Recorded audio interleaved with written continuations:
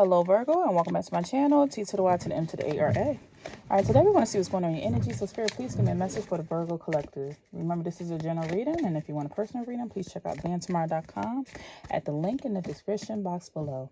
Alright, let's see what's coming towards the Virgo collective.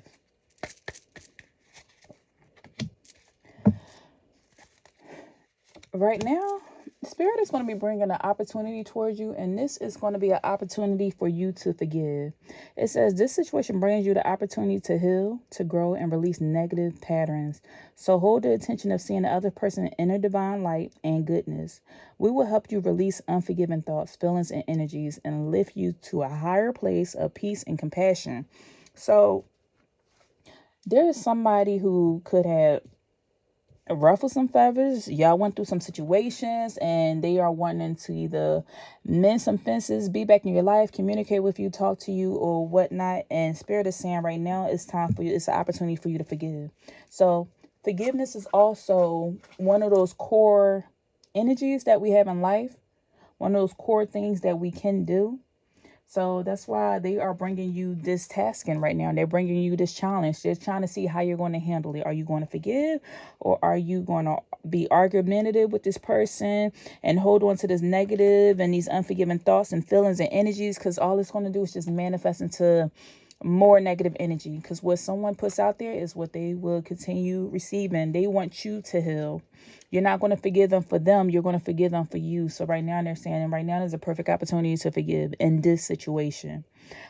Every situation is probably not a forgiving situation. It depends on your heart. But Spirit is saying right now, Virgo, is a time to forgive. And they also at this time want you to focus on service. So it says your soul's desire only to joyfully serve. So it says, the stream continuously feeds you everything you need. Put your entire focus upon staying in this stream of giving and receiving in every situation and all that you do. So they want you to focus on serving. Make sure you have an even balance of give and take. We don't want to be a person in this world that constantly take from it and don't give back. And we don't want to be a person in this world that constantly give and then we get burnt out because we giving too much of ourselves and too much of our energy. Make sure there's an even flow for you, so that way you won't get burnt out. We want to give. And the way you can give is by giving your knowledge, your time, your energy, having a conversation with somebody. A way you can receive is receiving other people's knowledge, receiving other people's time, sharing. You know what they say, sharing is caring. And what else we have for the Virgo collective, Spirit?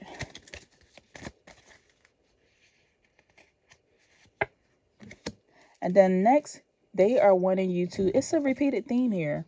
They are wanting you to let your past go. There seems to be a lot of hurt and pain here that you're holding on to. They said the burden of carting your past around has made you weary. Dear one, it's time to see this burden down. Keep only the lessons and the love and leave everything else behind. You don't want it or need it, and it's now gone. So Spirit is letting go of this past. The past hurts. They are asking you right now, what is it you desire? What is it you want? Don't hold these past hurts, because it's going to hurt you even more is what I'm getting. It's so heavy that you're carrying this burden, and I feel like it's tearing you down, because right now my chest is feeling heavy, like I'm having anxiety. I feel isolated. I feel alone. I don't want to be bothered. All of this is coming from not letting go of past hurt and past pain. We can't change the past, but what we can do is have a better future by not holding on to that pain or not constantly, bringing it up or holding resentment towards it. We don't have to talk to the person that hurt us. We don't have to have a conversation. We don't have to see them ever again. You don't even have to open yourself back up to that pain, to that hurt. But every time you are talking about this situation, I feel like it could bring more pain and more hurt because you're constantly reliving it. I don't know why I hear PTSD. Somebody could be suffering from PTSD because I see it or hear it. But it's the same thing kind of with PTSD, where somebody went through a traumatic experience and now here we are 5, 6, 10, 20 years later and we're constantly reliving that pain. That is torture to the mind, to the intellect, to keep reliving something that has hurt us so bad, versus like transmuting that energy into something that would be more beneficial to you. You can take that and tell that story and use that as an empowerment story for others to try to avoid that type of situation. If somebody went through a situation, let's say if it was a DV or something, you can use that, channel that story into, instead of thinking about the person and how much they hurt you, you can use that to save a life. And that's how you transmute that energy. The energy is still there, but now you're transmuting it because you're feeling more empowered, or you're feeling more, your vibrations being raised because you feel happy that you saved a life, because now you're sharing that story with other people that are experiencing the same thing. You're saving somebody. So that's what I feel like I'm getting from this. Spirit is saying, what are you desiring? You now had an opportunity to write a script according to your heart's true desires. You can rewrite the script. Something may have been out of your control in the past, the way things played out, the way someone had treated you. But right now, you have the pen. You have the opportunity to rewrite your life the way that you want to see fit. How do you see yourself? What light do you see yourself in? How do you want to feel? What do you want to manifest for yourself? What environment do you want to live in? That's what they're calling you to do right now, Virgo. And then they telling you to go for it. Not only are you 555, as I just said that, not only are you trying to manifest what you want and desire, you want to go for it. You want to put forth the action. And that's where you need to put this focus, not on the past, but on your future. All right, that's that for that spread. Let's see what else we have for the Virgo collective spirit. What else is going on for Virgo? What's their current situation? Acceptance. Accepting what, Spirit? Accepting the fact that somebody was a possible user in your life, and learning to surrender and let that go. Like, I feel like something could have shocked you, that this came from this particular person. This came from this particular situation. And right now, the lesson to be learned is to have, I feel like the lesson to be learned is that some people don't have the same discipline that you have. Some people don't have the same morals, values, or structures that you have. So they are wanting you to accept that somebody is just going to be different than you. And unfortunately, you came across a user in this situation, and somebody got something out of you. And that's the current situation that you're dealing with. Either you're dealing with somebody, this could be a business partner, this could have been a relationship, somebody used you for your goods, somebody used you for your knowledge, somebody's copying or mocking you or something. So right now, I feel like your current situation is accepting that somebody is a user, and that's how their energy is coming off, and you kind of didn't expect this. Okay, so what's the challenge here for Virgo? Your challenge here is that you live an unconditional lifestyle.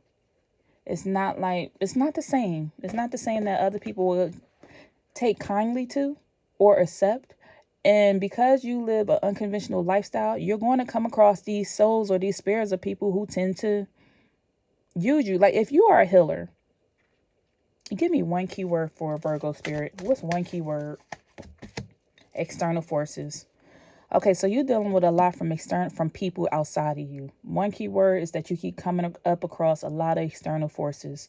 So because you live a different type of lifestyle, there are going to be so many forces coming up against you that you would not normally experience had you lived a traditional lifestyle.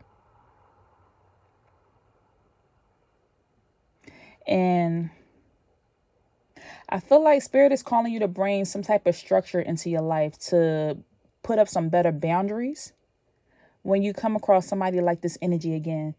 Because I feel like somebody could be wanting something out of you for free.